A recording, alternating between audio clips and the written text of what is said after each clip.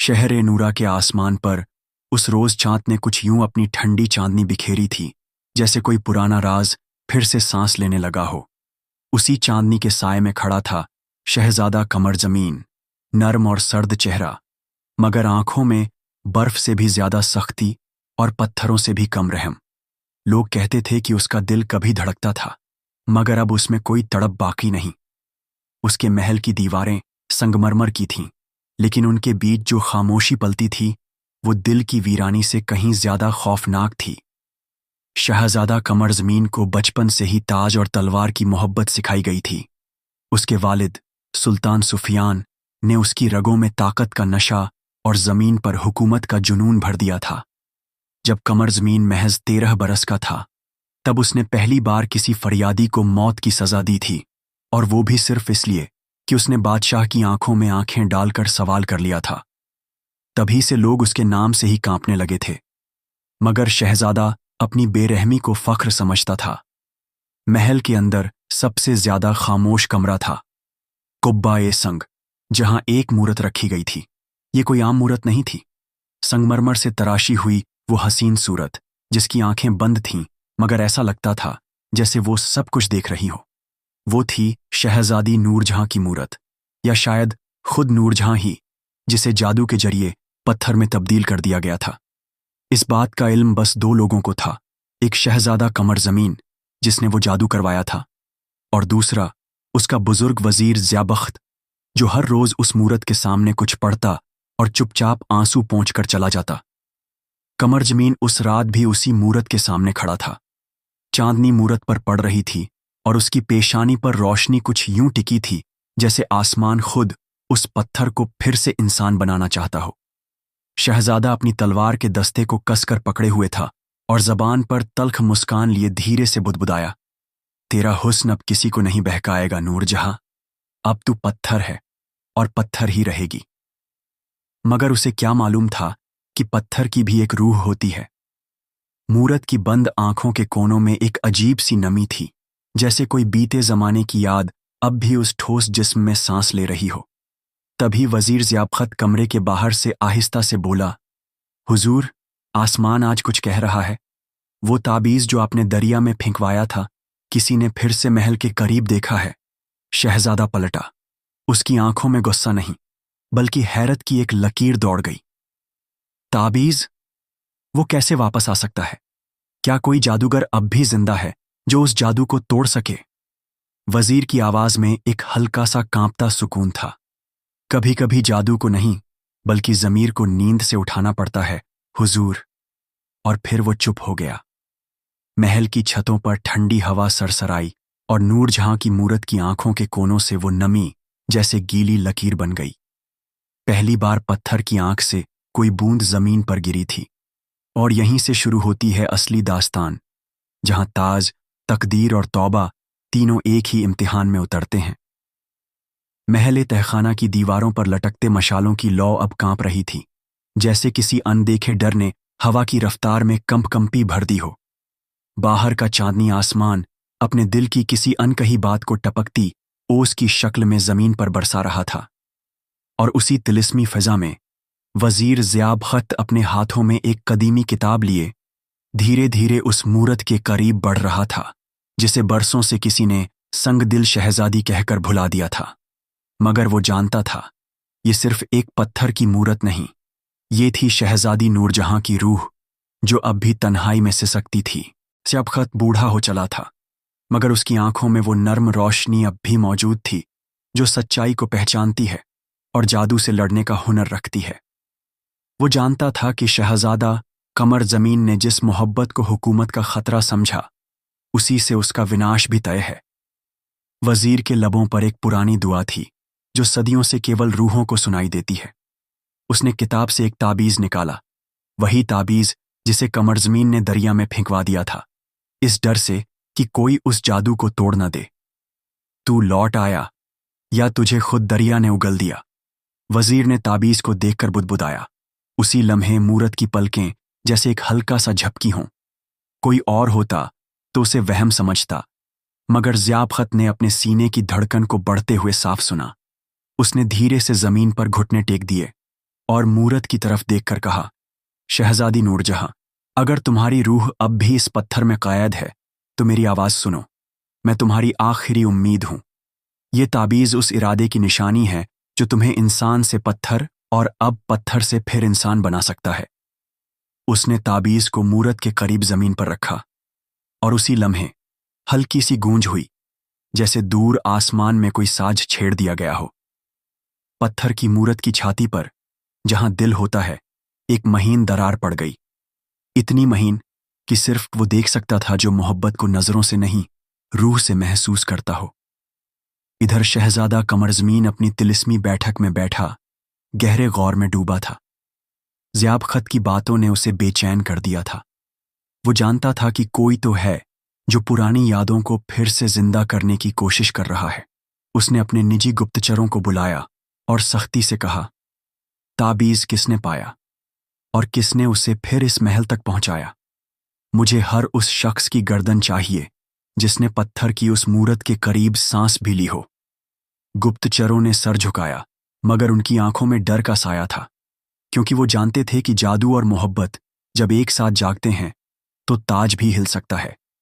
उसी रात जब महल के सारे दरवाजे बंद थे और पहरेदार ऊँघ रहे थे, तो एक नन्ही सी चमकीली परछाई महल की छतों से होते हुए सीधा उस तहखाने में उतरी जहां शहजादी की मूरत रखी थी। वो एक रहस्यमयी परिंदा था, सुनहरी परों वाला, जिसकी आंखों में नीला नूर था। वो परिंदा उस ताबीज़ के पास जा बैठा और जैसे कोई पुरानी साजिश की लिपि दोहरा रहा हो, उसके परों से रोशनी उठने लगी। वजीर ज़ियाब खत ने जब वो मंजर देखा, उसकी आंखों से आंसू बह निकले। आखिर तू आ गया, परिंदा ए रोशनी, उसने धीमे से कहा। अब ये महल फिर जागेगा और शायद कमरजमीन का पत्थर दिल भी। मगर उस रात जब कमरजमीन अपने कमरे में सोया, उसे एक सपना आया, नूरजहां की आवाज में डूबा हुआ सपना। और उस आवाज में लर्जिश थी, दर्द था और एक सवाल, तू मुझे पत्थर बना सकता है मगर मेरी यादें नहीं मिटा सकता, कमर। सपना टूटा और शहजादा चौंक कर उठ बैठा। उसकी तलवार जमीन पर गिर चुकी थी और उसके सीने पर जैसे कोई नर्म मगर जलती हुई सांस टिकी थी। शहजादा कमर जमीन तड़प कर उठ बैठा था, पेशानी पर पसीने की लकीरें और आंखों में एक ऐसा डर जो कभी उसके चेहरे पर देखा नहीं गया था। महल की ऊंची छतों से चांदनी छनकर उसके चेहरे पर पड़ी, मगर वो उजाला भी उसके दिल के अंधेरे को न छू सका। वो जानता था कि ये कोई मामूली ख्वाब नहीं था। इस आवाज की थरथराहट उसे हड्डियों तक महसूस हुई थी, और आवाज थी उसी की जिसे वो मिटा चुका समझ बैठा था, शहजादी नूरजहां की। मिटा सकता था तो अब तक मिटा चुका होता, उसने खुद से बुदबुदाते हुए कहा। उसी लम्हे उसके कमरे में एक नर्म सी दस्तक हुई। वजीर ज़ियाबख्त हाजिरी की इजाजत मांग रहा था। कमरजमीन ने ताज्जुब से उसे अंदर बुलाया। इस वक्त जब चांद भी डर के मारे ओस बनकर जमीन में छुप रहा है। ज़ियाबख्त धीरे धीरे आगे बढ़ा, मगर उसके हाथ खाली नहीं थे। वो वहीं पुराना ताबीज थामे हुए था जो अब न सिर्फ पुरानी मोहब्बत बल्कि आने वाले तूफान का इशारा भी कर रहा था। उसने ताबीज शहजादे की तरफ बढ़ाया और कहा, जहां ख्वाब बोलने लगें वहां हकीकत को खामोश नहीं किया जा सकता। कमर जमीन ने ताबीज को देखा, फिर ज़ियाबख्त की आंखों में झांका, और पहली बार उसके चेहरे पर उलझन साफ नजर आई। क्या तुम अब भी ये समझते हो कि एक पत्थर की मूरत में कोई रूह जिंदा है? वजीर मुस्कुराया, वो मुस्कान जो सदियों की तजुर्बे से पैदा होती है। मियाँ, पत्थर तो वो भी है जो तुम्हारे सीने में धड़कने का दिखावा करता है। फर्क सिर्फ इतना है कि इस मूरत के अंदर मोहब्बत सिसक रही है और तुम्हारे अंदर उसका खौफ। शहजादा खामोश हो गया। उसे ऐसा लगा जैसे उसकी रगों में कुछ सरक रहा हो, कोई पुरानी याद, कोई अधूरी बात, या शायद कोई नज्म जो नूरजहां की हंसी में दबी रह गई थी। वो उठा और खिड़की की तरफ चला गया। बाहर फलक पर रात का तीसरा पहर था, जब चिड़ियों के पर नींद से भीगे होते हैं और हवाओं में साजिशें जागने लगती हैं। अगर ये ताबीज जादू तोड़ने की कुंजी है तो ये भी बताओ कि किसने उसे दरिया से निकाला? शहजादा ने पूछ ही लिया। वजीर ने गहरी सांस ली और बोला, वो परिंदा जो नूरजहां के ख्वाबों में आता था, वो लौट आया है। अब वो सिर्फ तुम्हारे ख्वाब नहीं देखता बल्कि तुम्हारे गुनाहों की गवाही भी देने लगा है। कमर जमीन ने देखा, ताबीज की चमक अब उसकी हथेलियों में पिघलने लगी थी, मगर उसका असर सिर्फ चमक में नहीं था। उसके अंदर कहीं एक कंपी सी फैल रही थी। उसने धीरे से अपनी उंगलियां मोड़ लीं और ताबीज को वापस जाबगत की तरफ धकेल दिया। मुझे नहीं चाहिए तुम्हारा अफसाना, वजीर।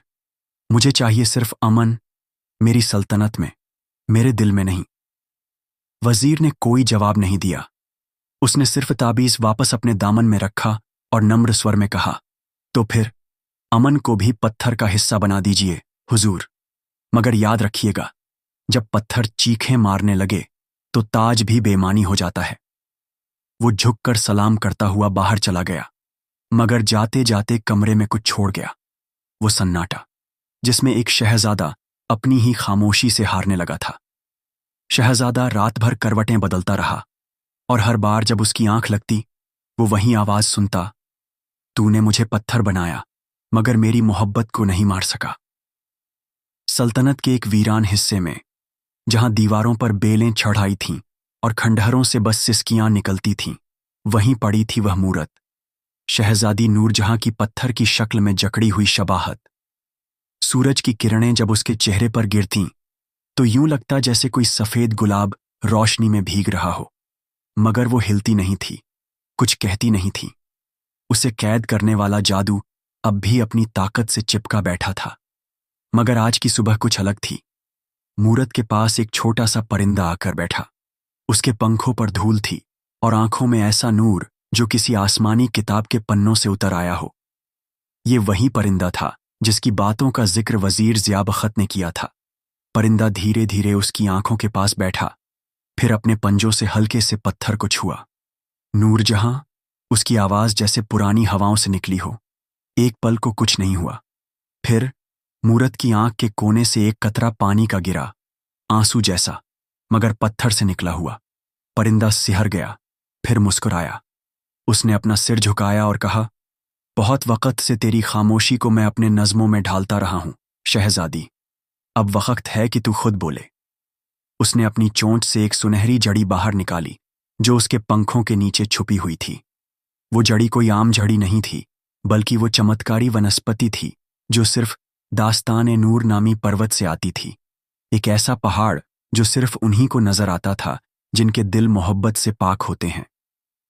परिंदे ने जड़ी को मूरत की हथेली पर रखा और कुछ देर तक आंखें मूंद लीं। आसपास की हवा भारी हो गई, हर चीज जैसे ठहर गई। एक अजीब सी सरसराहट गूंजने लगी और फिर मूरत की उंगलियां हिलीं।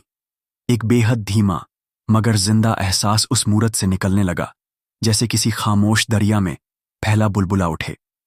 नूरजहां की पलकों में कुछ हरकत हुई और होंठों के कोनों में जैसे कोई अधूरी बात कैद हो। कमर, जमीन। उसकी सांसों से ये नाम टकरा कर निकला, जैसे कोई सदियों बाद किसी का नाम पुकारे और पहाड़ गूंज उठे। परिंदा एकदम चौकन्ना हो गया। तू अब भी उसी का नाम पुकारती है जिसने तुझे पत्थर बना दिया।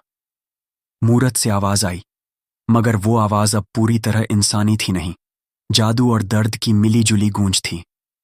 उसने मुझे पत्थर बनाया, मगर मेरी रूह को नहीं मिटा पाया। मोहब्बत को ना कैद किया जा सकता है, ना भुलाया जा सकता है। परिंदे ने सर हिलाया। मगर अब नूरजहां, तुझे एक फैसला करना होगा। जादू टूटने को है, मगर मोहब्बत की सजा अधूरी है। अगर तू वापस जिंदा हुई तो इस सल्तनत की तकदीर बदल सकती है, या शायद बर्बाद हो सकती है। नूरजहां की आंखों से अब आंसू पत्थर को गलाने लगे, और जैसे जैसे आंसू गिरे उसका चेहरा असली इंसान जैसा जान पड़ने लगा, ज्यों एक जादुई कली अपने रंगों में लौट रही हो। परिंदे ने फिर कहा, तेरा एक बोल और मैं वो मंत्र सुना दूंगा जो तुझे फिर से इंसान बना देगा। मगर याद रख, मोहब्बत तुझे दोबारा पत्थर भी बना सकती है, इस बार बिना आंसू के। एक लंबा सन्नाटा छाया रहा। फिर नूरजहां ने पहली बार पूरी तरह अपनी आंखें खोलीं। उसकी आंखें, जिनमें सदियों की कहानी थी, अब एक फैसले की झलक थीं। अगर मोहब्बत से फिर पत्थर बनना पड़े तो मैं फिर वही रास्ता चुनूंगी, मगर इस बार मैं खामोश नहीं रहूंगी। परिंदे ने सिर झुकाया और उसकी चोंच से एक रोशनी निकली। जिसने मूरत को पूरा घेर लिया। और इसी के साथ शहजादी नूरजहां का दिल फिर से धड़कने लगा। शाही महल के दीवाने खास में आज सब कुछ सुनहरा था। फर्श से लेकर छत तक पर झरकश नक्काशी, गुलों की खुशबू, रेशम में लिपटी नजीराएं और मोती से जड़ी सजा। शहजादा कमर जमीन के ताजपोशी का दिन करीब था और हर मुल्क से तहाइफ और मुबारकबादें आने लगी थीं। मगर इस चकाचौंध के दरमियान कमर जमीन की आंखों में कोई ठहराव नहीं था। वो अपने कदमों में एक बेचैनी महसूस कर रहा था, जैसे किसी ने उसकी रूह के दरवाजे पर दस्तक दी हो। वो न अपने शीश महल की रौनक से खुश था, न ही उस ताज से जो उसे जल्दी ही सिर पर सजाना था। उसी लम्हे वजीर ज़ियाबख़त अपने हाथ में एक पुराना और रहस्यमयी आईना लेकर हाजिर हुआ। हुजूर, ये आईना ताजपोशी से पहले आपके कमरे में रखा जाना है। वजीर ने अदब से कहा, ये वही आईना है जो हर बादशाह की रूह से बात करता है। कमर जमीन ने आईने की ओर देखा। वो साधारण शीशा नहीं था। उसके किनारे पर नीलम और जमुर्रद की पतली पट्टियां थीं और बीच में कोई ऐसा अक्स जो बदलता रहता था, कभी जंगल की तरह गहरा, कभी समुंदर की तरह अशांत। क्या ये कोई जादू है? शहजादा मुस्कुराया, मगर उस मुस्कुराहट में गर्मी नहीं थी। ये जादू नहीं हुजूर, ये हकीकत है, वजीर ज़ियाबख़त ने धीमे लहजे में कहा। इस आईने में हर बादशाह को उसकी असल सूरत दिखाई देती है, वो सूरत जो रियाया नहीं देख सकती, मगर वो देखनी चाहिए। कमर जमीन ने कुछ पल उस आईने में झांका और फिर एक अजीब सी सिहरन उसके जिस्म में दौड़ गई। उसे अपने ही अक्स में दो आंखें दिखाई दीं, मगर वो आंखें उसकी नहीं थीं, वो किसी और की थीं। वो आंखें उदास थीं, मगर उनमें एक सवाल भी था। वो आंखें चुप थीं, मगर जैसे कुछ पुकार रही थीं। कौन है ये? कमर जमीन ने बुझे स्वर में पूछा। ज़ियाबख़त ने नजरें झुका लीं, फिर बोला, ये कोई और नहीं हुजूर, ये वो शहजादा है जो कभी दिल से मोहब्बत करने वाला था। शायद वो अब भी आपके अंदर कहीं है। शहजादा ने झल्लाकर कहा, मैंने अपने दिल से उस शहजादी को निकाल फेंका था जिसे पत्थर बना दिया। अब तुम ये अफसाना दोबारा क्यों दोहरा रहे हो? वजीर ने पहली बार थोड़ा हौसले से कहा, क्योंकि कुछ अफसाने अधूरे रह जाते हैं, मगर वो मिटते नहीं। वो उस पत्थर में भी जिंदा रहते हैं जिसे आप भूल चुके हैं।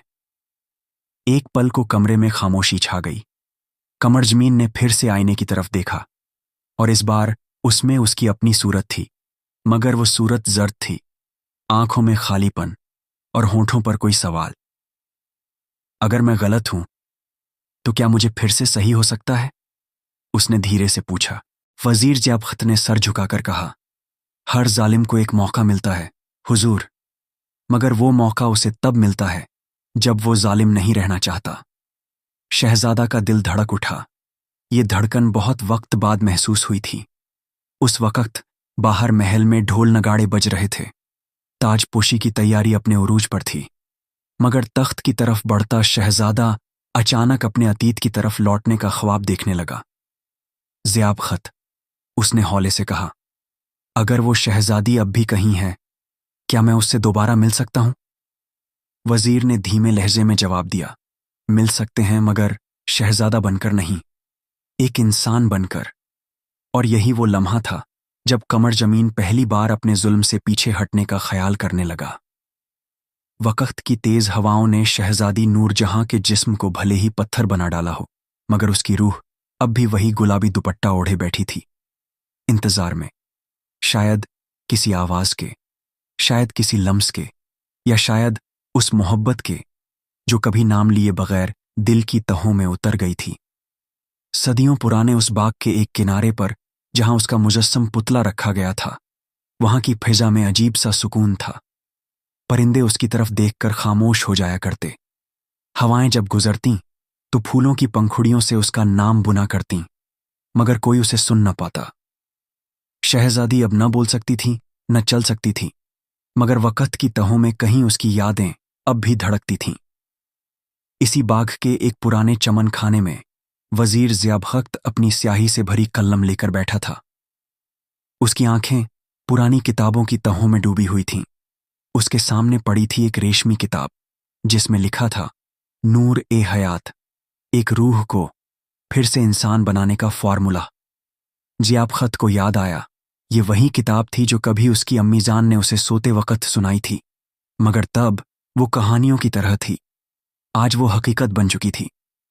उसने सोने की निब वाली कलम उठाई और उस किताब के एक खास पन्ने पर दर्ज अल्फाज दोहराए।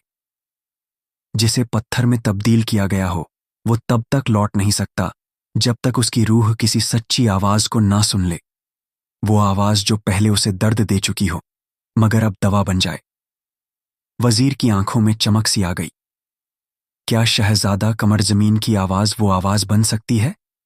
उसने खुद से सवाल किया। उसी पल उसने अपने शाही कबूतर के पांव में एक गुलाबी लिफाफा बांधा, जिसमें शहजादा कमर जमीन का नाम नहीं लिखा गया था, बल्कि सिर्फ एक लफ्ज था, माफी। उस कबूतर ने पर फैलाए और बाग की उस जानी पहचानी हवा में उड़ गया, उस शहजादी की तरफ जिसकी आंखें बंद थीं मगर दिल अब भी जिंदा था। जब वो कबूतर नूरजहां के पास पहुंचा तो उसका लिफाफा उसके पत्थर जैसे हाथों के पास गिरा। लिफाफा तो खोलना नामुमकिन था, मगर उस पर छपी हुई तहरीर, वो किसी जादू से सीधी उसकी रूह तक पहुंची। और उसी लम्हे पहली बार नूरजहां के पत्थर जैसे होंठों पर एक हल्की सी जुम्बिश हुई, जैसे बरसों से चुप कोई मैयत एक बार फिर से सांस लेना चाह रही हो। हवाओं ने थोड़ी देर के लिए अपना बहाव रोक दिया, पेड़ों ने अपनी टहनियां झुका लीं और सूरज की रोशनी ने पहली बार उस पत्थर की आंखों को छू लिया। किसी ने उस लम्हे को देखा नहीं, मगर फूलों की डालियों पर जो एक कली थी वो अचानक खिल गई। इस चमत्कार की खबर वजीर ज़ियाबख़त को उस कबूतर के लौटने से मिली और उसने उसी वक्त फैसला कर लिया, अब वक्त आ गया है कमर ज़मीन की दूसरी आजमाइश का। वो जानता था अब शहजादा सिर्फ ताज का हकदार बनकर नहीं रह सकता, उसे अब दिल जीतना होगा। उस दिल को जो पत्थर में कैद था मगर अब धीरे धीरे पिघलने लगा था। कमर जमीन, जिसकी आंखों में कभी शोलों की तरह घमंड झलकता था, अब उन्हीं आंखों में पछतावे की नमी लिए चल रहा था। हर कदम जैसे किसी पुराने लम्हे पर पड़ रहा था, वो लम्हे जिनमें उसकी बेरहमी, उसकी नाराजगी और उसका गुरूर गूंजा करता था। उसने अपने शाही वस्त्र त्याग दिए थे। अब उसके बदन पर एक साधारण सूती अचकन थी, पैर नंगे थे और सर पर कोई मुकुट नहीं, सिर्फ एक झुकी हुई पेशानी थी। उसकी उंगलियां कांप रही थीं, जैसे बगैर लाठी के कोई बूढ़ा रास्ता तय कर रहा हो। वो उसी बाग की तरफ बढ़ा जहां कभी शहजादी नूरजहां ने उसकी आंखों में मोहब्बत देखी थी, और फिर उसी आंखों ने उसे पत्थर में बदल दिया था। बाग में दाखिल होते ही हवाओं ने अपना रुख बदला। ऐसा लगा मानो पूरी कायनात ने उसकी आमद को पहचान लिया हो। पत्तों में सरसराहट हुई, फूलों की खुशबू तेज हो गई और हर झरना जैसे रुककर उसे देख रहा था। ये वही बाग था जिसमें कभी नूरजहां की हंसी गूंजा करती थी, जहां उसके कदमों की आहट पर मोर नाच उठते थे। अब वो बाघ एक मांझी बन चुका था, मगर अब उसी मांझी के भीतर से उम्मीद की एक नन्ही लौ फिर से टिमटिमाने लगी थी। शहजादा बाग के उस हिस्से में पहुंचा जहां नूरजहां की पत्थर की मूरत खड़ी थी। जैसे ही उसकी नजर उस पर पड़ी, उसका दिल धड़कना भूल गया। वो हुस्न अब भी वैसा ही था, मगर आंखें बंद थीं, होंठ जमे हुए और चेहरे पर एक बेबस खामोशी। वो वही जगह थी जहां उसकी तलखी ने एक रूह को कैद कर दिया था। कमर जमीन झुका, उसने मिट्टी को चूमा। ये वही मिट्टी थी जहां नूरजहां की मासूम हंसी कभी बिखरी थी। उसकी आवाज गले से नहीं निकल रही थी, मगर उसकी आंखों से एक एक आंसू निकल रहा था। उसने कांपती आवाज में कहा, शहजादी, मैंने तुम्हें दुख दिया, मगर मेरे अंदर की जिंदगी भी उसी दिन से रुक गई थी। मुझे माफ कर दो, मैं अब वही नहीं रहा। अचानक एक अजीब सी हलचल हुई। हवा की लहर ने झरनों को चूम लिया और हर तरफ से सरसराहट गूंजने लगी, जैसे कोई मौन भाषा में उस इल्तिजा को सुन रहा हो। और फिर शहजादी की बंद पलकों में एक नन्ही सी हरकत हुई, बहुत ही धीमी मगर साफ। कमर जमीन पीछे हटा, उसकी सांसें थम गईं। क्या ये कोई भ्रम था? क्या उसका दिल ही उसे धोखा दे रहा था? मगर फिर पत्थर की उस मूरत में से एक कांच की सी दरार फूटी, बहुत महीन सी, और उसी दरार से रोशनी की एक किरण बाहर निकली, हल्की, गुलाबी, नर्म सी। बाग की तितलियां उड़ने लगीं, झरनों ने फिर से बहना शुरू कर दिया और पेड़ अपनी टहनियां नूरजहां की तरफ झुकाकर झूमने लगे। शहजादा कमरजमीन की आंखों में आंसू भर आए, मगर ये आंसू डर के नहीं थे, गम के नहीं थे। ये मोहब्बत की वो पहली बूंदें थीं जो कभी किसी ने उसकी आंखों में नहीं देखी थीं। वो वहीं जमीन पर बैठ गया, सिजदा करते हुए। तुम्हारी खामोशी भी अब मेरे लिए सजा है, मगर मैं हर रोज तुम्हारी माफी मांगूंगा जब तक तुम खुद अपना पहला लफ्ज न कहो। बाघ ने उसे अपनी गोद में ले लिया। नूरजहां की मूरत अब भी स्थिर थी, मगर उस मूरत के भीतर एक रूह हल्के हल्के जाग रही थी, जैसे बरसों से सोई हुई कोई नाजुक तितली अपने पंख समेटे हुए अंधेरे में सांस ले रही हो। हवा में मौजूद एक अजनबी सी सरगोशी उसके अंदर तक उतर रही थी, एक आवाज जो मोहब्बत से कहीं ज्यादा गहरी थी, शायद पछतावे से ज्यादा असरदार। कमरजमीन की बातें, उसका सिजदा, उसकी टूटी फूटी तौबा, वो सब किसी पानी की बूंद की तरह नूरजहां के सूखे वजूद को छू रही थीं। और तब एक रात जब महकते चांद ने बाग के सारे फूलों को चांदी की चादर ओढ़ा दी, शहजादी की बंद आंखों के भीतर एक सपना जागा। उस ख्वाब में नूरजहां खुद को उस पुराने महल में देखती है, वहीं जहां पहली बार कमरजमीन की नजर उनके हुस्न से टकराई थी। वो देखती हैं कि कैसे उसने एक गुलाब उनके बालों में रखने की कोशिश की थी और वो पीछे हट गई थीं। उस दिन से शहजादा उसकी नाजुक खामोशी को तकब्बुर समझ बैठा था, मगर सपने ने एक और परत खोल दी। एक नई शख्सियत इस ख्वाब में दाखिल हुई, एक चुपचाप मगर चालाक शख्स जो कभी परछाइयों में छिपा रहा, मगर हर कदम पर कमर जमीन के कान में झर फूंकता रहा। वो कोई और नहीं था, वजीर आजम ज़िया बख्त। नूरजहां ने देखा कि कैसे वजीर ने शहजादे के दिल में शक का बीज बोया, कैसे उसने कहा, मुल्क को एक ताबेदार मलिका चाहिए, न कि एक बोलने वाली आग। अगर आपने उसे चुप न कराया तो कल वो आपकी ताकत को चुनौती देगी। फिर एक और मंजर सामने आया। वजीर ने छुपकर एक किताब पढ़ी, एक कदीमी जादुई किताब, और उस किताब से उसने एक मंत्र निकाला, पत्थर में बदल देने वाला मंत्र। वो मंत्र कमर जमीन को दिया गया, मगर ये कहा गया कि ये सिर्फ डराने के लिए है। वजीर ने उसे कभी नहीं बताया कि यह मंत्र वाकई असर करता है। नूरजहां की रूह कांप उठी। क्या वो सच में शहजादे की नफरत का शिकार हुई थी या किसी और की चालाकी का? उसने सपने में खुद को देखा। जब मंत्र पढ़ा गया तो उसकी आंखों में ना डर था, ना हैरानी, सिर्फ दर्द था।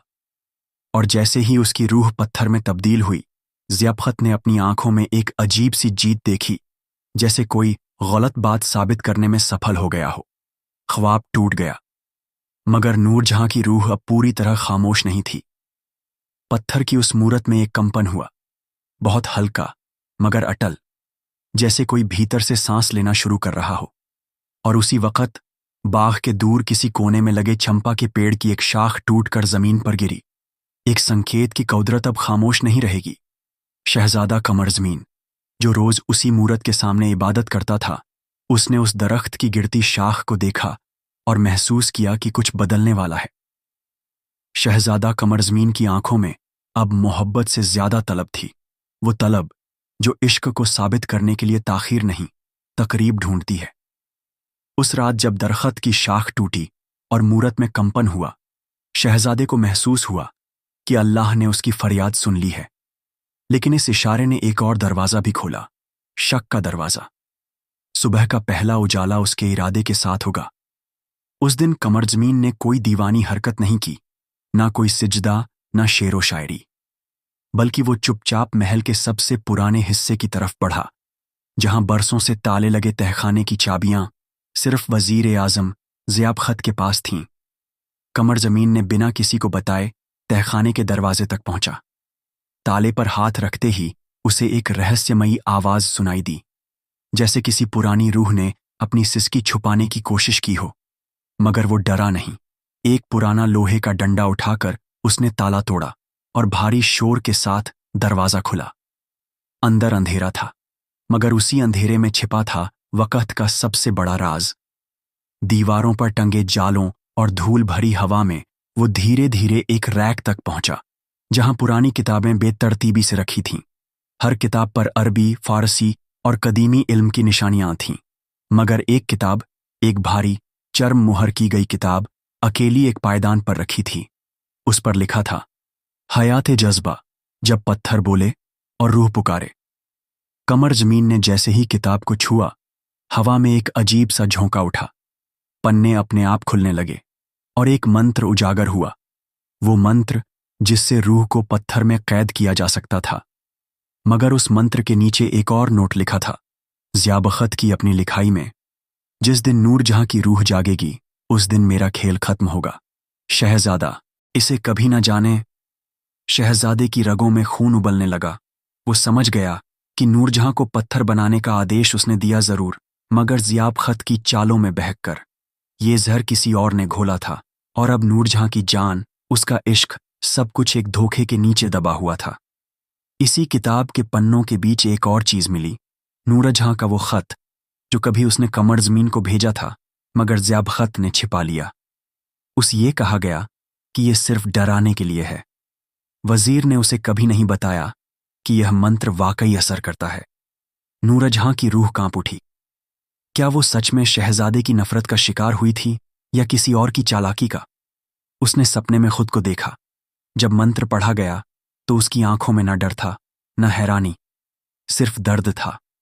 और जैसे ही उसकी रूह पत्थर में तब्दील हुई, ज़िया बख़त ने अपनी आंखों में एक अजीब सी जीत देखी, जैसे कोई गलत बात साबित करने में सफल हो गया हो। ख्वाब टूट गया, मगर नूरजहां की रूह अब पूरी तरह खामोश नहीं थी।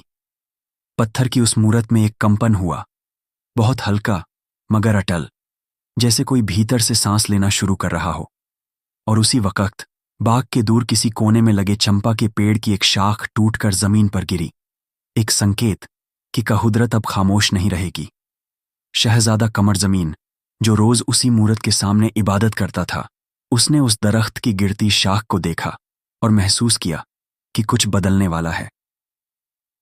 शहजादा कमर जमीन की आंखों में अब मोहब्बत से ज्यादा तलब थी, वो तलब जो इश्क को साबित करने के लिए ताखीर नहीं, तकरीब ढूंढती है।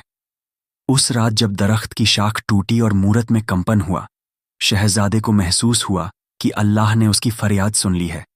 लेकिन इस इशारे ने एक और दरवाजा भी खोला, शक का दरवाजा। सुबह का पहला उजाला उसके इरादे के साथ होगा। उस दिन कमर जमीन ने कोई दीवानी हरकत नहीं की, न कोई सिजदा, न शेरो शायरी, बल्कि वो चुपचाप महल के सबसे पुराने हिस्से की तरफ बढ़ा, जहां बरसों से ताले लगे तहखाने की चाबियां सिर्फ वजीर आजम ज़िया बख़त के पास थीं। कमर जमीन ने बिना किसी को बताए तहखाने के दरवाजे तक पहुंचा।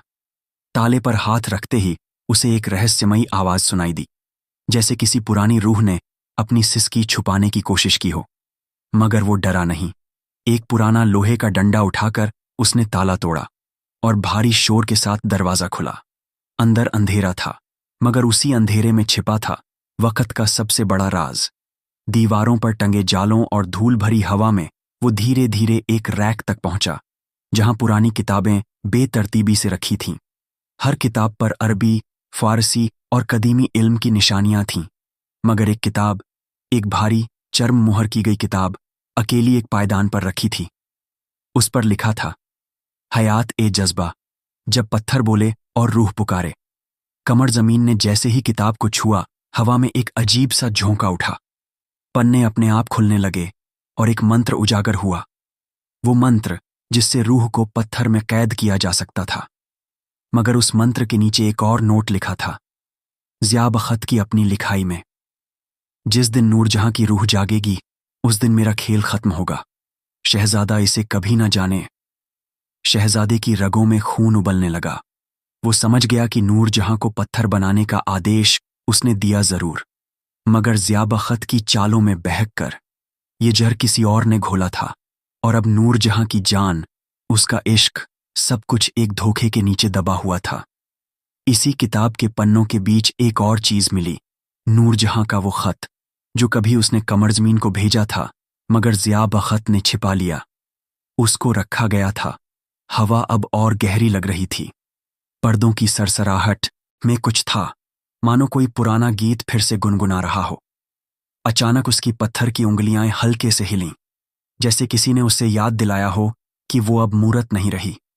शहजादी की पलकों पर कंपन हुआ और फिर एक अजीब सी गर्मी उसकी हथेलियों से उठी, जैसे रूह ने किसी सदी पुरानी सर्दी को चीर दिया हो। उसकी बंद आंखों के पीछे एक सपना चल रहा था, मगर यह सपना नहीं, यादें थीं।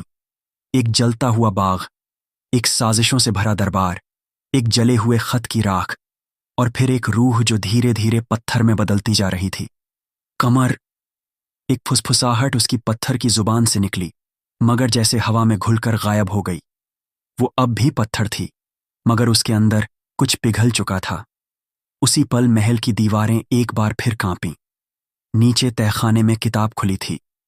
तस्बीह की ताकत ने ज़ियाबख़त को पीछे धकेल दिया था, और उसी ऊर्जा ने शहजादी की रूह तक दस्तक दी थी। और फिर पहली बार शहजादी नूरजहां ने अपने अंदर से आती एक आवाज़ सुनी, तू अभी बाकी है। यह आवाज़ किसी इंसानी ज़बान की न थी। यह आवाज़ उस परिंदे की थी जो सालों से मीनारों के ऊपर चक्कर लगाता रहा था। एक जादुई परिंदा जो दरअसल उसकी हिफाजत पर ममूर था। वही परिंदा अब उस मूरत की ओर उड़ता चला आया और उसकी पत्थर की हथेली पर बैठ गया। याद है तुझे वो दिन जब तूने शहजादे के सामने ये कहा था, अगर मेरी मोहब्बत सच्ची है तो मैं पत्थर होकर भी जी उठूंगी। शहजादी की पलकों ने फड़फड़ाना शुरू किया। पत्थर की कशिश अब धीरे धीरे रेत बन रही थी। तू अभी मुकम्मल जिंदा नहीं नूरजहां, परिंदे ने फुसफुसाया, मगर तू जाग रही है, और जब तू पूरी तरह जागेगी इस सल्तनत की हर दीवार हिलेगी। शहजादी की जबान अब भी बोझिल थी, मगर उसके दिल ने पहली बार फिर से धड़कना शुरू किया, हल्का मगर यकीन से भरा। उसी वक्त महल की छत पर खड़ा ज़ियाबख़्त ऊपर देख रहा था। उसकी आंखों में गुस्से और खौफ का अजीब सा संगम था। अगर वो जाग गई तो मेरा हर खेल मिट्टी में मिल जाएगा, उसने बुदबुदाया। मगर अब वो खेल उसी पत्थर की मूरत के सामने शुरू होना था, जो धीरे धीरे रूह बन रही थी, और वो रूह अब खामोश नहीं रहने वाली थी। वक़्त की सुइयां उस रात रुक गईं जब नूरजहां की पलकें कांपी थीं, मगर सल्तनत के दिल में एक भूचाल उठ चुका था। शहजादी अब पूरी तरह पत्थर नहीं रही थी, और न पूरी तरह इंसान। वो एक ऐसे मोड़ पर थी जहां रूह नींद और जागने के दरमियान भटकती है। यही वो लम्हा था जिसका इंतजार सदियों से उस काले जादू ने किया था। दूसरी तरफ शहजादा कमरज़मीन एक उजाड़ जंगल के पुराने खंडहर में खड़ा था, जहां वजीर ज़ियाबख़्त ने उसे भेजा था। उसने कहा था कि नूरजहां को जगाने की एकमात्र चाबी वहीं छिपी हुई है, एक ऐसा आईना जो झूठ और सच का फर्क दिखा सकता है। मगर शहजादा को नहीं पता था कि यह सिर्फ एक छलावा है, एक ऐसा जाल जो उसे अपने ही शक में डुबो देगा। अगर आईना मेरे अंदर की बुराई दिखा दे तो क्या मैं फिर भी उसका मोहब्बत के काबिल हूं? कमरज़मीन ने खुद से पूछा। खंडहर की दीवारें जवाब नहीं देतीं, मगर हवाओं में अजीब सरगोशियां गूंजती रहीं। तभी एक बूढ़ा फकीर वहां प्रकट हुआ, जिसकी आंखें चमकती थीं, मगर आवाज बेहद धीमी और थकी हुई थी। शहजादे, तेरा इम्तिहान तुझसे ही होगा। आईना कुछ नहीं दिखाएगा जब तक तू अपनी असलियत से खुद न टकरा जाए। मगर मेरी असलियत क्या है? उसने हौले से पूछा। तेरी असलियत वो है जो तूने नूरजहां की आंखों में कभी देखा था। अगर उसे भूल गया है तो ये आईना तेरे लिए बस एक स्याह परछाई है। इधर महल में वजीर ज़ियाबख़्त ने एक नया खेल शुरू किया। वो जानता था कि शहजादा इस खंडहर से जवाब लेकर लौटेगा, और अगर जवाब में मोहब्बत हुई तो उसका जादू टूट सकता है। इसलिए उसने नूरजहां की अधूरी जागृति को रोकने के लिए एक नया जादू फूंका, एक भ्रम जिसमें शहजादी को वही दिखाया गया जिसे वो सबसे ज्यादा खोने से डरती थी। नूरजहां ने अपनी पत्थर की आंखों में एक स्वप्न देखा। शहजादा कमरज़मीन तख्त पर बैठा है और उसके कदमों में लहू में डूबी हुई शहजादी की मूरत पड़ी है। तू उसे कभी नहीं बचा सका, वो सपना फुसफुसाया। नहीं। नूरजहां की आंखें खुल गईं और एक गर्म आंसू उसके गाल से नीचे गिरा। अब पत्थर पूरी तरह से रेत में बदल रहा था। उसी पल ज़ियाबख़्त कांप उठा। उसका आंसू, अगर ये तीसरा आंसू बह गया तो सब खत्म, वो चिल्लाया। फकीर ने कमरज़मीन को एक आखिरी लफ्ज़ दिए। तू जब उसे देखेगा तो नज़र से नहीं, रूह से देखना, वरना वो तुझे पहचान नहीं पाएगी। शहजादा ने वो आईना उठाया, मगर उसमें कुछ न दिखा। खाली था, धुंधला, जैसे आईना सिर्फ इन आंखों के लिए नहीं बना। मगर मैं उसे अब भी चाहता हूं, उसने धीमे से कहा, वो जिंदा हो या पत्थर, मेरी मोहब्बत जिंदा है। तभी आईना चमक उठा और उसमें शहजादी की आंखें नजर आईं। सहर की पहली रोशनी जब नूरजहां के पत्थर जैसे चेहरे पर पड़ी तो ऐसा लगा जैसे अंधेरे की एक आखिरी चादर भी हट गई हो, मगर उसकी आंखें अब भी बंद थीं और रूह अधर में लटकी हुई थी। वजीर ज़ियाबख्त दीवान खाने में बैठा था। उसकी हथेलियों में खून के रंग थे। वो तीसरा आंसू किसी भी वक्त बह सकता था और उसके सैकड़ों सालों की तिलिस्मी मेहनत राख हो सकती थी। शहजादा कमर जमीन उस आईने को लेकर कैले में दाखिल हुआ। उसके दिल में तूफान था और कदमों में एक अजीब ठहराव। हर दीवार, हर झरोखा अब उसे सजा दे रहा था, मगर उसे परवाह नहीं थी। उसका मकसद अब तख्त नहीं, सिर्फ नूरजहां की जिंदगी थी। ज्यों ही उसने नूरजहां को देखा, एक चुप्पी सारे आलम पर तारी हो गई। पत्थर की उस सूरत में भी कुछ ऐसा था जो सिसकता था। उसने आईना उसके सामने रखा, मगर कुछ नहीं हुआ। नूरजहां, उसने बहुत धीमे से पुकारा, जैसे रूह की गहराई से आवाज आई हो। फिर वो जमीन पर बैठ गया और आंखें बंद करके बोला, मैं तुझसे माफी नहीं चाहता, क्योंकि माफी से ज्यादा मुझे तेरी मोहब्बत की जरूरत है। उसके लफ्जों में न शिकवा था, न सफाई, सिर्फ सच्चाई। फिर उसने वो आईना तोड़ दिया। अगर तेरे जागने के लिए कोई तिलिस्म चाहिए तो मुझे तेरी नींद मंजूर है। मैं तब तक तेरे पास बैठा रहूंगा जब तक वक़्त मुझे मिटा न दे। एक लंबा सन्नाटा छाया रहा। फिर नूरजहां की आंखें खुलीं, हौले से, थकन से भरी, मगर जिंदा। उसका तीसरा आंसू बहा और साथ ही उसका पत्थर का जिस्म रेत की तरह नीचे गिरा, मगर उसकी रूह उसमें से निकलकर शहजादे के पास आकर बैठ गई, जैसे